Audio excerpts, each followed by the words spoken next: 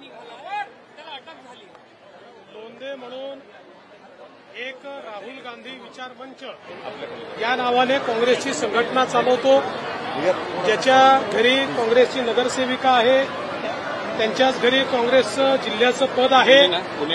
त्यांनी त्या ठिकाणी शाळेमध्ये मुलींचं लैंगिक शोषण केलं आणि म्हणून त्याला आता फरार होता पण अरेस्ट करून आणलेला आहे आणि त्याच्यावर कारवाई करण्यात येत आहे।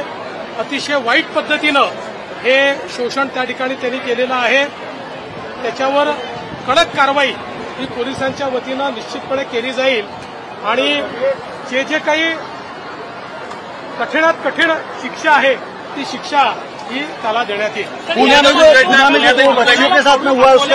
गेला होता, काही स्थानिकांनी त्याला पडून जाण्यास मदत केली। आता पोलिसांच्या प्राथमिक चौकशीत असं लक्षात येत आहे की स्थानिक काही नेत्यांनी त्याला पळून जाण्यात मदत केलेली आहे।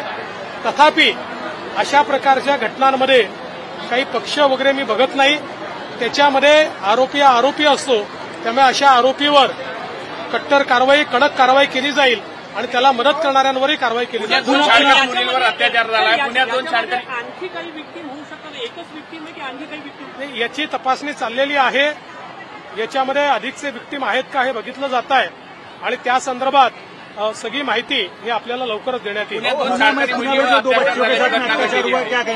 पुण्यामध्ये स्कूल व्हॅनमध्ये एका ड्रायव्हरने मुलींना इनअप्रोप्रिएटली त्या ठिकाणी टच केलेला आहे, चुकीच्या ठिकाणी टच केलेला आहे।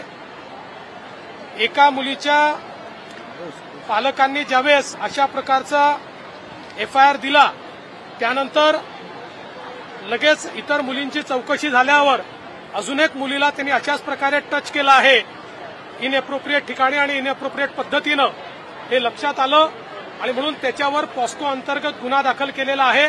आणि आपल्याला माहिती आहे पॉस्को अंतर्गत अशा प्रकारचा जो ऑफेन्स असतो त्याला रेपच्या संज्ञेमध्ये त्या ठिकाणी पकडलं जातं आणि म्हणून तशा प्रकारचे ऑफेन्सेस हे त्याच्यावर लावलेले आहेत।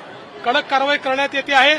संस्था चालकांना देखील बोलवलेलं आहे, त्यांचा काही त्याच्यामध्ये दोष आहे का हे देखील तपासण्यात येईल आणि सगळ्या संस्थांना देखील हे सांगण्यात येत आहे की तुमच्या संस्थांचे जे काही त्या ठिकाणी ट्रान्सपोर्टेशनचे वेगवेगळे मोड्स आहेत त्याच्यामध्ये सेन्सिटायझेशन करणं आणि त्याचे ड्रायव्हर्स किंवा इतर कोणी त्याच्यामध्ये जो स्टाफ असेल तो योग्य आहे की नाही हा बघितला गेला पाहिजे, अशा प्रकारे सांगण्यात आलं।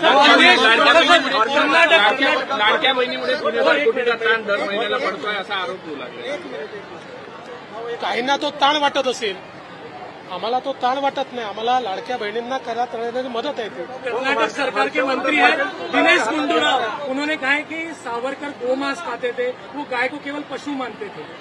देखिए ये लोग जो है इनको सावरकर के बारे में कुछ पता नहीं है, ये बार बार सावरकर जी का अपमान ही करते हैं और सावरकर जी ने गाय के ऊपर अपने विचार बहुत अच्छे तरीके से रखे हैं। उन्होंने ये कहा है कि किसान के जन्म से लेकर मरने तक गाय ये उसको मदद करती है, इसलिए हम लोगों ने गाय को एक ईश्वर का दर्जा दिया है। मुझे ऐसा लगता है कि इस प्रकार से सावरकर जी के ऊपर गलत बयानी करना ये राहुल गांधी ने जो शुरू किया है उसी को आगे ले जाने का प्रयास